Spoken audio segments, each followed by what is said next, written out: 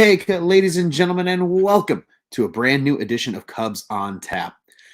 Wow, tonight's a sweet one to talk about because not only are we talking about a good old classic Cubs W, we're talking about a Cardinals sweep here today, ladies and gentlemen. I am Ron Luce doing this episode solo. Unfortunately, we had a good presence at the ballpark tonight, and that's the reason I'm here by myself. My fellow panelists, Cody and Joe, were at the ballpark for what was an electric game. And I'm very jealous that they were there, but we're going to talk about this one because this one was a fun one, ladies and gentlemen. In case you didn't get to catch the game, and I absolutely hope you did, Zach Davies throws an absolute gem for his fourth win of the season. Carlos Martinez gets his seventh loss of the season, things you hate to see. And Craig Kimbrell picks up his 18th save of the year with just electric pitching, just clutch base hitting when they needed it for the Cubs. And again, 2 runs is all it took for the Cubs to win this one. And it all happened in the third inning because at the bottom of the third, Eric Sogard led it off with a double. He eventually moved over to third, and then Jock Peterson, thanks to a fielding error from Paul DeYoung, as my fellow Cubs on Tap panelists would say, Cody, he's an Illinois State guy. Sorry to all those that didn't. I didn't go to school in Illinois State either, so I guess it sucks to suck. But nonetheless, that made it 1-0 Cubs. And then later in the same inning, Jock Peterson moves to third base after a Chris Bryant single. And then Anthony Rizzo drives in Jock with another single. Chris Bryant gets the third. Unfortunately, the Cubs couldn't do anything else that inning. But quite frankly, it didn't really matter because it was a hell of a game, a hell of a series. Honestly, tonight there was more entertainment. Obviously, the game itself was beautiful. Zach Davies throwing an absolute gem tonight. 6 2/3 innings from him, 2 hits, no runs, 2 walks, and 6 Ks. He looks absolutely electric right now. He looks dialed in. Again, a guy that we've talked about ad nauseum here on Cubs on Tap. If he is going and he is getting things done, that is really important for this Cubs rotation. And right now, he looks to be that guy. He really does. He's calm, he's cool, he's collected. Unfortunately, his name's not Kevin. For those that might be Four Feathers Pod listeners, you know exactly what I'm talking about. But man, does he look good on the mound right now. And he did it again tonight. Again, 6 2/3 for him. That's his second game in a row now that he's going into the 7th inning. At least going 6 for the Cubs, saving their bullpen tonight. Then Ryan Tepera coming in an inning and a third of clean baseball for him. He gets his 13th hold of the season already. And then Craig Kimbrell, as I mentioned, unfortunately did have a walk, but he struck out 3 in his 1 inning to close this thing out and get his 18th save of the season. And I'll tell you what, I mean, this was a hell of a game. For starters, if setup men made the All-Star game, which just unfortunately they don't because of, they don't have the save statistics, they don't have whatever it is. Ryan Tepera should be in the All-Star game. Let's just talk about that real quick. Ryan Tepera should absolutely be in the All-Star game because right now he has a 1.99 ERA.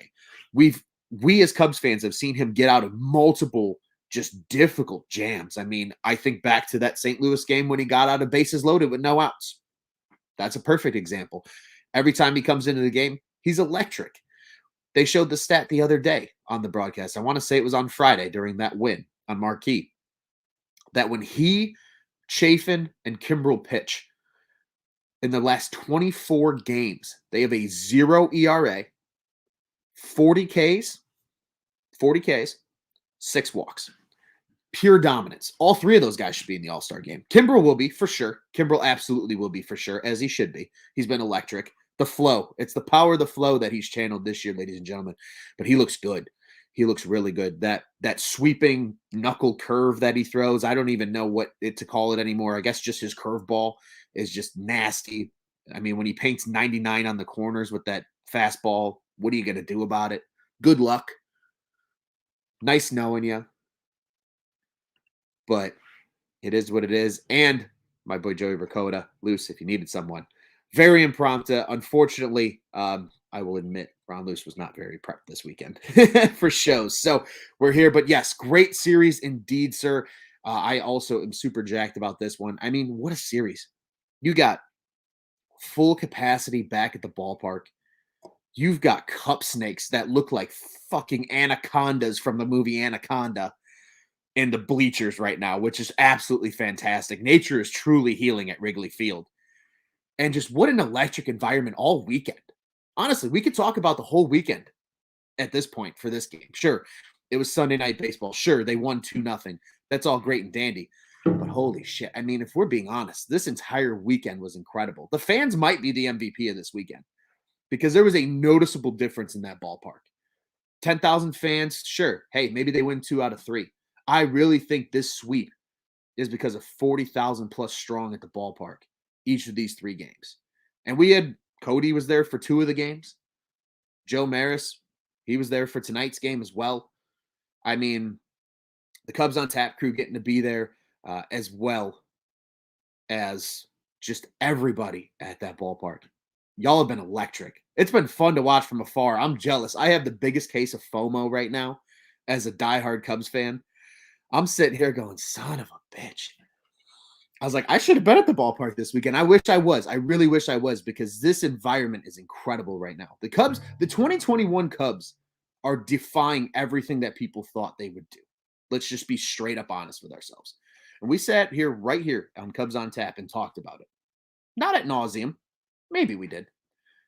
But enough. And said this team is going to be interesting. They don't have a starting rotation. Is the bullpen going to be able to do what they did in 2020? What offense are we going to get? Are we going to get the 2020 offense where Ian Happ and Jason Hayward are the only 2 fucking players that can hit? Or are we going to get contributions from our stars? Chris Bryant's having an all-star caliber season. For sure. MVP caliber as well. Anthony Rizzo's starting to turn it on. I mean, holy shit. Did we not see that at bat on Friday? Unbelievable. He's turning it on. Javier Baez looks incredible. Absolutely fantastic. Javi looks good. And then again, these kids that are coming up out of nowhere. Sergio Alcantara, that's my guy. I love Sergio Alcantara. He's been incredible, absolutely incredible. He should be the starting second baseman every single day until Nico Horner's back. And then guess what? When Nico comes back, it's time to DFA Sogard. Alcantara should be on the roster, plain and simple. He is that good, and he's proving it time and time again. I think like 3/4 of his hits since he's come up with the Cubs have been for extra bases. That's incredible. That's an insane statistic, if we're being entirely honest with ourselves. Absolutely insane statistic. And then on top of that, Patrick Wisdom is doing crazy shit. I don't know if anybody else saw that graphic during Saturday's game where they showed all the former Cardinals that the Cardinals gave up on and what they're doing nowadays. And I give Cody credit because that's how I saw it because he tweeted it. But man, talk about something that just warms your heart. That almost warms your heart better than a glass of whiskey does. And I haven't touched it yet because I'm so excited about this Cubs team. I don't need anything else to get going tonight. But holy crap, Patrick Wisdom having the season that he's having. Do we expect him to keep it up? Of course not. But as long as the train's going to ride, and we'll ride it tonight. Had a little bit of an errant throw there in tonight's game. But overall, playing a very good defensive third base. Hitting the ball incredibly well. All things you love to see out of a guy that, again, was called up just because of a bunch of injuries. And then you add in the fact of guys like a Randy Arozarena, who the Cardinals gave up on, traded him to Tampa. Yeah, he won the ALCS MVP last year, and he had a grand slam today. Fun fact for those that maybe didn't know. Luke Voit, your 2020 MLB home run leader for the New York Yankees, former Cardinal. It's just so sweet. And then that Garcia kid down in Texas right now that's just absolutely raking for the Rangers, former Cardinal. It's really nice to see things not go the Cardinals' way for once.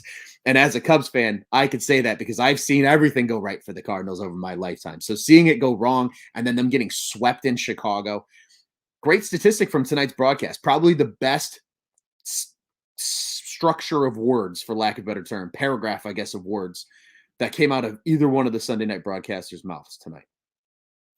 This season at Wrigley Field, the Cubs have swept the Los Angeles Dodgers, the New York Mets, the San Diego Padres, and now the St. Louis Cardinals at the friendly confines. I don't know what to tell y'all, but it is real. When people say, is home field advantage a real thing? Yes, it is. As a matter of fact, it is, and especially at Wrigley Field, because this weekend is a perfect example of that.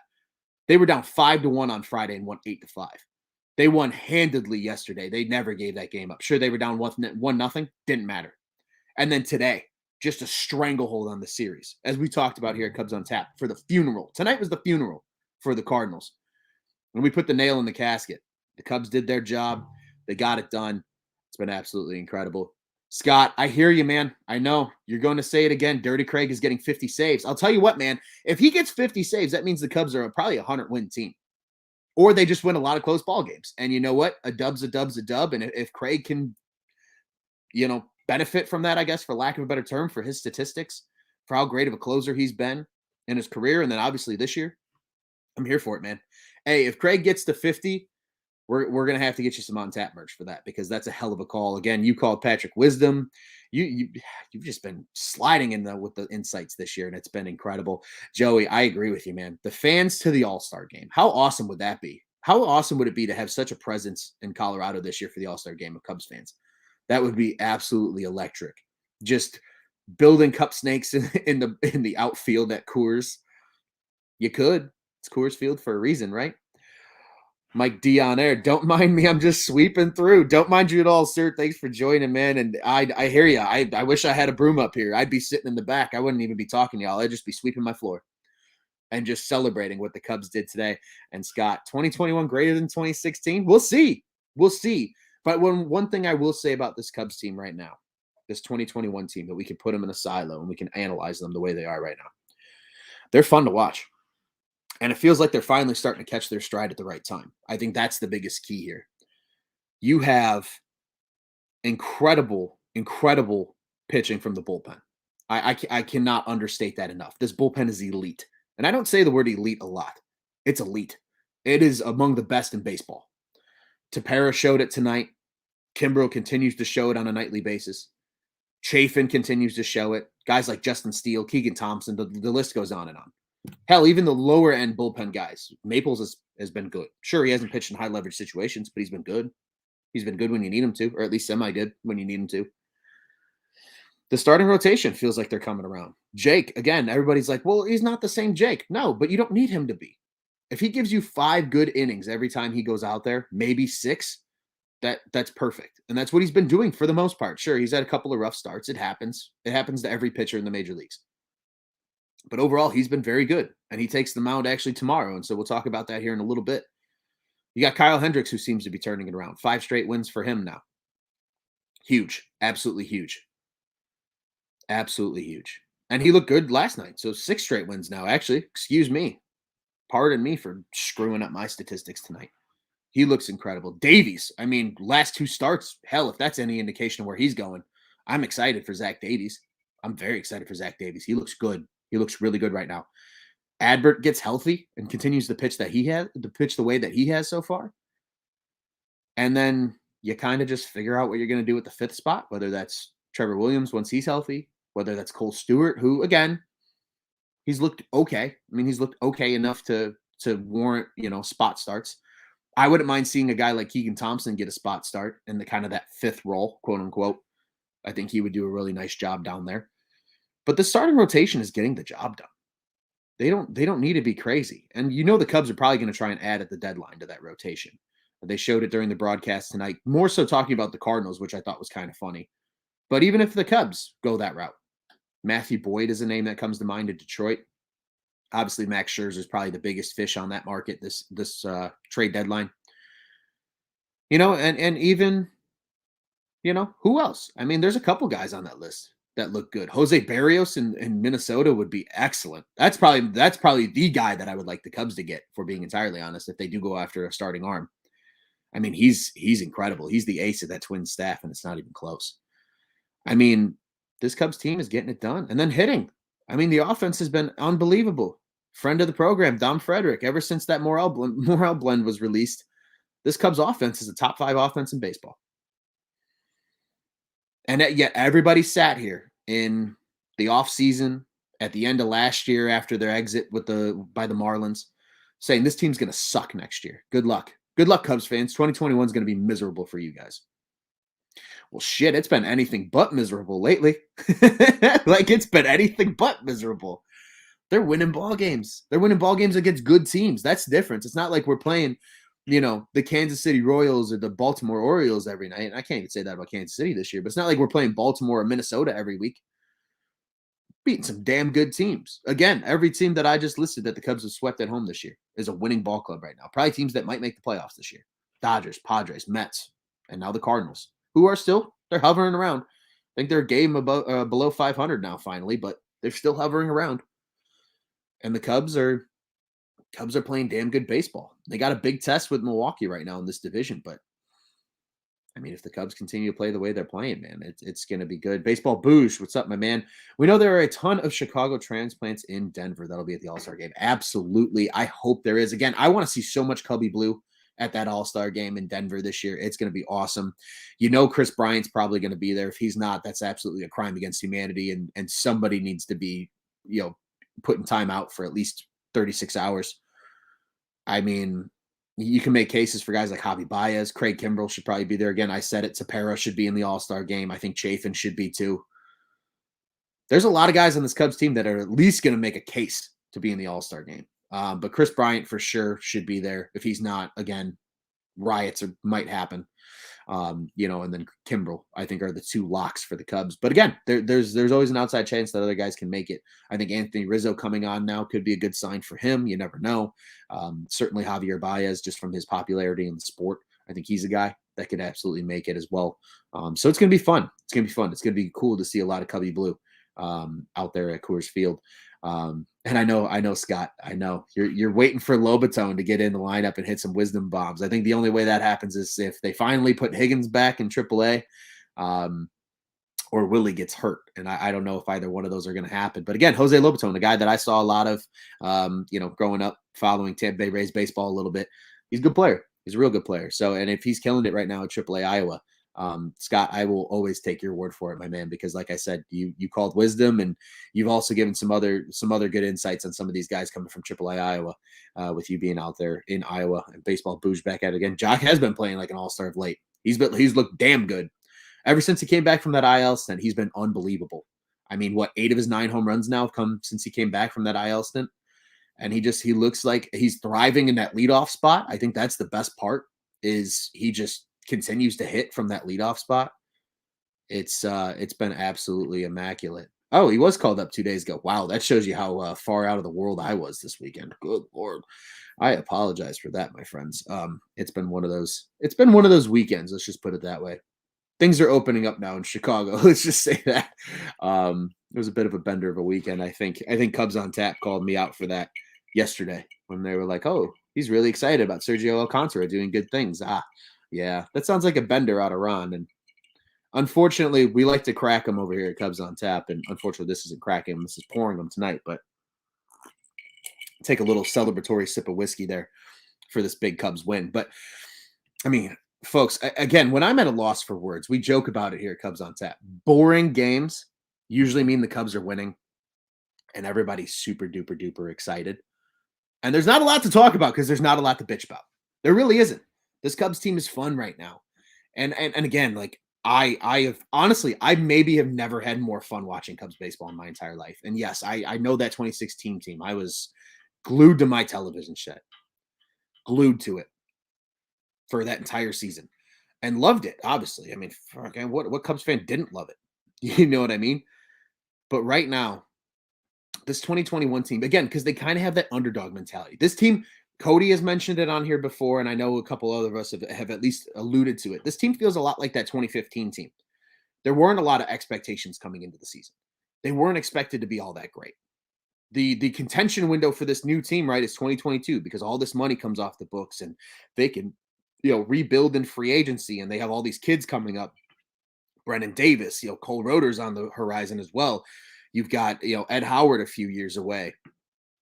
Guys like Ryan Jensen, Cole Franklin, Braylon Marquez as pitchers.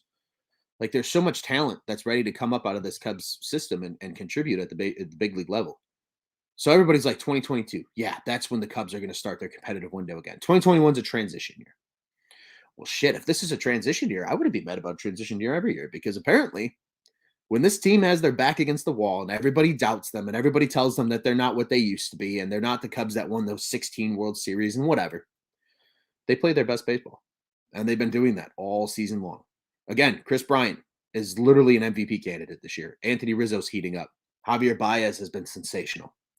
And then you're getting hitting from literally everybody. Matt Duffy, Jake Marisnick, Jock Peterson, Ian Happ, Wilson Contreras. Everybody's stepping up and contributing in some type of way. and it's absolutely magical to watch. This team is truly playing like a team, and Juice and I talked about it at length here on Cubs on Tap very recently in the last few episodes. David Ross deserves a lot of credit. I really do. I believe it. And I said it. I said it when he was hired, and a lot of people gave me shit for saying it. Maybe it was just people here at On Tap, but that's fine. They're like, oh, they just hired him because it looks good for PR. No. Go read his book. If you're a big reader and you're listening to Cubs on Tap, go read David Ross's book that came out right after they won the World Series. It came out, I think, like 6 months after. I read it, and it's a really good book. It tells a lot about his career, how he, again, it's called, teammate, and how he became a better teammate, and how his role in that 2016 team was perceived. It makes you understand why now this team's doing well underneath him as a manager. Because when, Joe Madden was that laissez-faire, kind of hands-off, chill, laid-back dude that, hey, your kids, let's have some fun. Let's bring the zoo through here. Let's go dress up in sports, jerseys and pajamas and things like that. David Ross was the one holding guys accountable in that locker room. Hey, you got to play better. Hey, you need to do this. But at the same time, he knew how to push guys' buttons without screwing things up. And it worked. They won the 2016 World Series. He leaves, and you saw a noticeable difference in that team in 2017, 2018, 2019, 2020. Maybe not so much as just 2020, but those 3 years after he left, it was a very different team. Very different team. They took a lot longer to get going. The team as a whole just wasn't playing to the same caliber that they were capable of.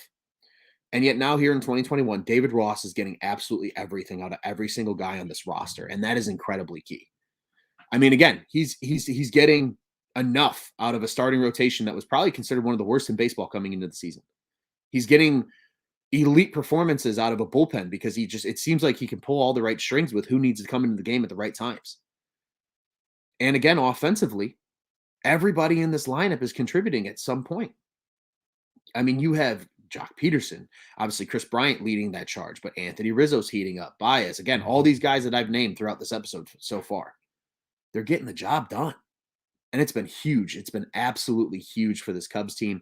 And again, I think if the Cubs continue to play the way they do and they win the NL Central, if David Ross is not the NL Manager of the Year, I will throw a hissy fit publicly on Cubs on Tap. It's going to happen because I'll be livid. I'll come ready with charts, spreadsheets, comparisons against all the other managers, what they had on the roster, what their starting rotation was. I'll be ready. I'll be very ready because that man, at least, I mean, he was in the conversation last year. If he continues to do it this year, after they traded their Cy Young runner-up pitcher and they're still winning ball games, just wait. Just wait. If the MLB knows better, they'll name him the NL Manager of the Year, and if they don't know better, they'll feel the hell that is the wrath of Ron Luce on this microphone, especially when I get pissed off. Doesn't happen much, but it's probably going to happen. Thank you, Scott. I appreciate the claps. I'm hoping that was in reference to the old slight bender that Ron Luce went on this weekend. It was a good weekend. It was a lot of fun. I got to see a lot of good friends. It was nice. Joey, I agree with you, sir. Unfortunately, recording in my bedroom, I can't be smoking a cigar right now, but a cigar does sound nice. And absolutely, Cubs to the moon. Just jump on the rocket ship and take it. And then in reference to the Ross talk that we were just talking about here, Joey brought up a good point. People were mad that Girardi wasn't the choice. Yeah, they absolutely were. But Ross is so knowledgeable, and he got those guys in 2016. And he's starting to get these guys too on this current team that even weren't with the team in 2016. Because let's be honest, of all the guys on the roster, the only guys he actually played with are Rizzo, Bryant, Baez, Contreras, Hayward, Jake, Hendricks. That's about it. If we're being really entirely honest here, there's not a lot of guys on this team anymore from when he was playing. So for the fact that he can still get enough, not only out of the guys obviously that he has a relationship with, but the guys that he didn't have a relationship with coming in, really truly shows that this guy knows what he's doing as a manager. And I really think him being in the front office with the Cubs for 3 years after he was done playing helped a lot. I think Theo and Jed knew that, like, hey, we need a backup plan.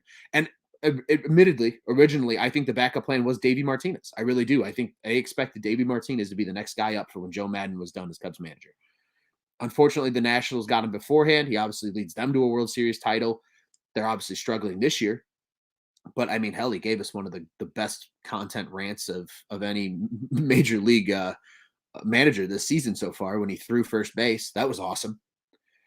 But they needed a backup plan. And they identified David Ross as a guy that if he grew in terms of understanding the team and things like that, and then taking his personality and kind of molding that into a managerial type role, it's paying dividends. We're starting to see what can actually happen when you have a good manager, in your spot. And I also think Green deserves a lot of credit as bench coach, because that's a guy that Ross trusted, and he had a lot of big experience. He had a lot of big experience with the Padres when they were supposed to be. That was that year that they like bought heavy, if anybody remembers correctly. It was like right after AJ Preller took over, and they were supposed to be this hype team again, and like it just didn't work out. But he got a lot of valuable experience in that time as a manager. He brings that to, Chicago to work with David Ross. Obviously, I think Tom Hotovy deserves a lot of credit as well. Anytime that you have a guy like Hotovy who's clearly showing that something's working. I don't know if it's maybe him plus that pitching lab or what, but he's getting a lot of that out of these pitchers. And the hitting's there. And baseball boosh. I like what you brought up, man. That was the first comment. Sorry. Good call on Andy Green. Think he's been an X factor. I think he has. I think that's huge because again, when the Cubs named Ross manager, right? He was a rookie manager. He never managed a big league game. He had never even coached on a big league staff. Sure, he was in the front office, but that's very different. I mean, there's similarities. Sure, there's things you're going to learn in the front office that you can take to the job, but not always that being the case. Bringing in a guy like Green, who has a lot of managerial experience already, that he can bring and tell to David Ross and talk to him and things like that is huge. And I think that was an incredibly important hire by the Cubs. And I absolutely agree. Shout out to Dan Kantrovitz. I am the biggest Dan Kantrovitz hype man on the face of this earth. As soon as he was brought over, I started doing a lot of digging into him. I was actually going to write an article that I never got around to. Maybe I'll revisit that now. But I mean, the guy's got a track record. You look at the two organizations he came from, St. Louis and Oakland. What do those two teams do? They develop dudes out of absolutely nowhere. Those you always every year. There's always one Cardinals guy every year that you go, who's this guy? And he does well. And then there's always that athletics guy that does the exact same thing. He comes out of nowhere and you go, who? That's just what those two organizations do. Kantrovitz is now bringing that to a big market team like the Cubs. And if that's the blueprint going forward, I mean, if we're being entirely honest, if I'm Tom Ricketts, if I'm the owner of the Chicago Cubs, I'm not letting Dan Kantrovitz go anywhere, and I'm not letting Jed Hoyer go anywhere.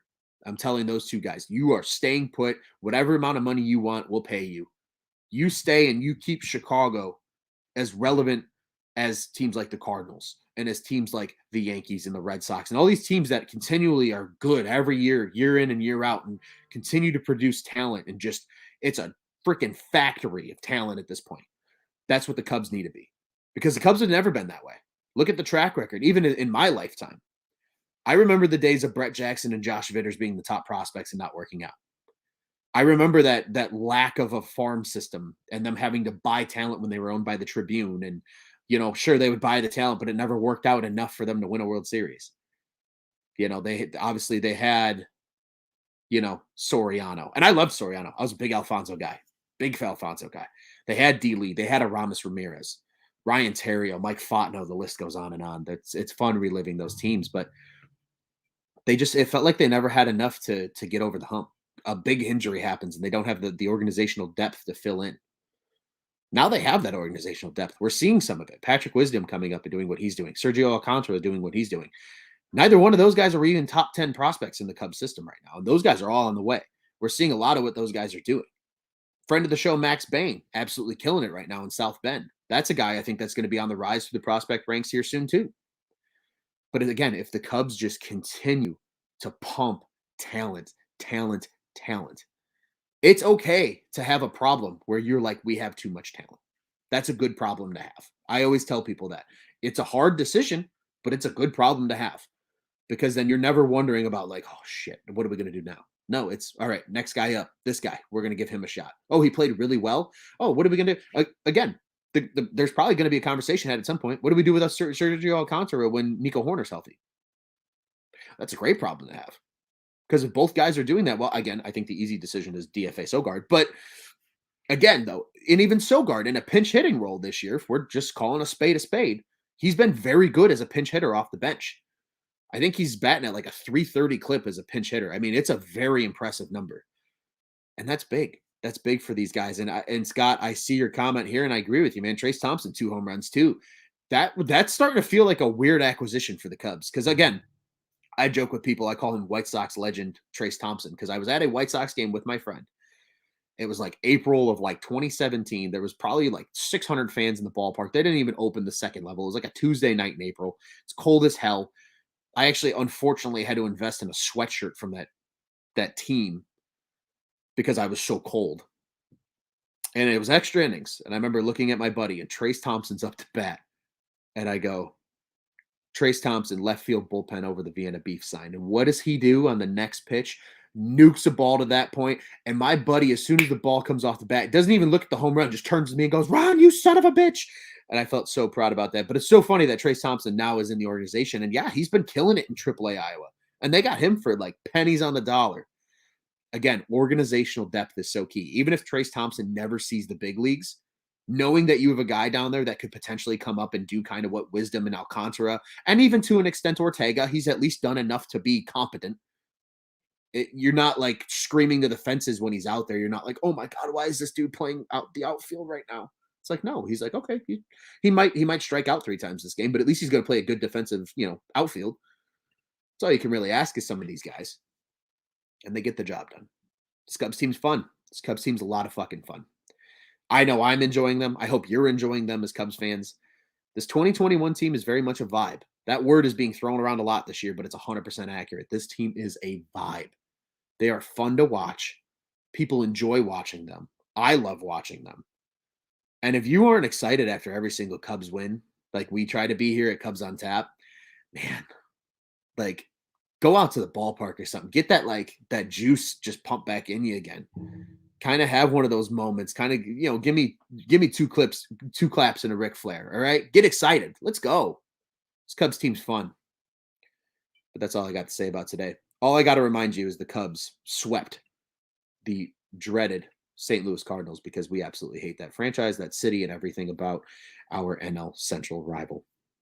Well, ladies and gentlemen, we'll move ahead to tomorrow's game because the Cubs are right back at it on Monday, June 14th. However, they are at Citi Field in New York to take on the New York Mets. It is a 6:10 Central Daylight Time first pitch, so 7:10 for those in the Eastern Time Zone.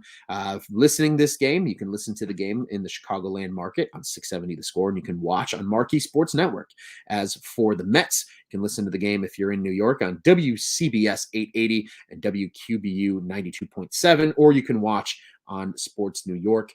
And for those that are out of market, this game will also be on ESPN. So this will be a good Monday Night Baseball game for everybody to indulge. The Cubs, as I mentioned earlier in the show, are trotting out Jake Arrieta. The right-hander is now 5-6 on the season with a 4.97 ERA and 48 Ks. As I mentioned, really good bounce-back start against the Padres. His last time out, especially after having 2 kind of rough starts before that. And as for the Mets, they're trotting out David Peterson. The left-hander's 1-5 on the season, a 6.32 ERA and 53 Ks. Let me just put it this way. The last time Peterson pitched against the Cubs, I was in attendance, and the Cubs proceeded to put up 16 runs and win 16-4 that game. I still remember it. It was a great game. Pete Alonso still hit the farthest ball I've ever seen in my entire life in person. But then Javier Baez obviously hit a grand slam in that game, which was pretty cool. For those that need a little refresher from way back in the day, that was a fun game. And I'd be lying to you if I didn't say it would be nice to see the Cubs put up double-digit runs tomorrow. But the way I'll say it is a W is a W is a W is a W. But realistically, what I'm expecting tomorrow, again, a good Jake outing tomorrow is key. 5 good innings at least. 6 would be nice.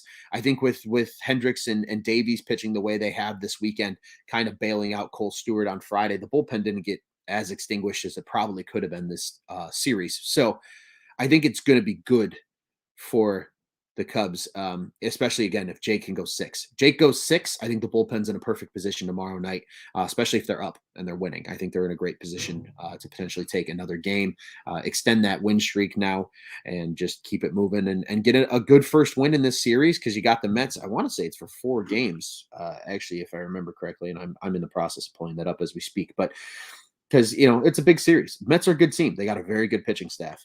Uh, I wouldn't lie to you about that. They have a very good pitching staff. And yes, it is 4 games. So I was correct because then the Cubs come back to Chicago, play the Marlins that weekend or this coming weekend now for 3, and then 2 games against the Cleveland Indians before they have an off day and they head out to LA and then head back to Milwaukee pretty much to round out the month of June then. So a lot of big games coming up, but this is a series that you can take advantage of. The Mets are a good team. The Mets are a very good team. Again, their bullpen or their starting pitching is elite. Marcus Stroman, obviously Jacob deGrom, and again, they're without a lot of guys too with injury. I don't think Syndergaard's pitched at all this year, if I remember correctly. Scott, I see your comment, my friend. I am in the process of trying to do that research for you. I'll pull it up on the screen here for those that are still watching. He says, when does deGrom pitch? That's a great question. When does deGrom pitch? And that's exactly what I'm trying to figure out. He does not pitch Monday. According to this, Taijuan Walker is due Tuesday with Alec Mills as the projected starter for the Cubs. deGrom is slated for Wednesday night against the Cubs. So I guess if we're looking at this in a realistic sense, maybe 3 out of 4 would be nice, with maybe Wednesday being the only loss. But if the Cubs can get to Jacob deGrom on Wednesday night, I immediately, my confidence in this team's already through the roof. It goes even higher. Because if you can beat up one of the best pitchers in baseball, if not the best pitcher in baseball right now, especially when he's at home, shoo, boy, better watch out for the Cubbies, folks, because if that's the case, again, things are going to be going well. Unfortunately, when I look at the Cubs, I go, who do I want to pick as my fly the W player? Unfortunately, nobody on this roster has seen more than 2 at-bats against Peterson because, like I said, the Cubs got 16 in that game, and actually they didn't score any, I don't think, until the 4th inning, if I remember correctly, when they finally chased Peterson. So nobody really has dominated Peterson per se. They just kind of outlasted him, and he finally got into some walk trouble, and that's what actually benefited the Cubs in that last start that Peterson made at Wrigley when they swept the Mets. So I'm going to go ahead and probably just ride the hot hand. Again, they're playing against a lefty, so that's always something to take into account. So obviously, I don't expect Eric Sogard to play tomorrow. I fully expect Sergio Alcantara to be at second base. I think there's a good chance Patrick Wisdom's at third. Again, a lefty on the mound. I don't know if Jay Hay gets the start. Maybe they give him another off day and Chris is in right again. I think Jock gets the start just because he's been so hot. I don't think it matters. Lefty. Ian Happ probably doesn't start tomorrow, so I'm gonna think it's gonna be Jake Marisnick with Peterson on the mound. At least it was the last time Peterson was on the mound at Wrigley. Jake got the start in center field. I would expect Javi back. Maybe they sit him another night. If that's the case, then maybe Alcantara does play short and they do just deal with it and play Sogard at second. Who knows? And obviously Rizzo will be at first and Willie should be catching. But I'm going to go ahead and go a little off the board. I'm going to go ahead and pick Jake Marisnick actually for tomorrow. He put together some really good at-bats against Peterson last time. Plays a really good defensive center field. Obviously, he's a lefty killer. And that was a big reason why the Cubs brought him in this offseason and ultimately essentially DFA'd Phillip Ervin because they brought him in for the same reason. Marisnick was just the better defender of the two and could play all 3 outfield spots. So I'm a big Jake Marisnick guy. I'm a big Sergio Alcantara guy. I'm a big a lot of guys on this team. But I'm going to go ahead and pick Jake, I think, is my fly the W player for tomorrow. Not Arrieta, but Marisnick. I do think Jake Arrieta, the snake, I think he has a good game. Maybe the power of the Cup Snakes will fuel the snake in Jake Arrieta tomorrow in New York and get this team excited. Again, happy flight. You just swept the Cardinals at home, and now you go play the Mets for 4 games in New York. Have an excellent opportunity to do some damage against them. You got the Miami Marlins, who aren't a team you can take lightly anymore, unfortunately, but you at least got them for 3 at Wrigley, and then 2 games against the Cleveland Indians, who are always a tough team. It doesn't matter how good or bad they are roster-wise. They just seem to be a tough out constantly.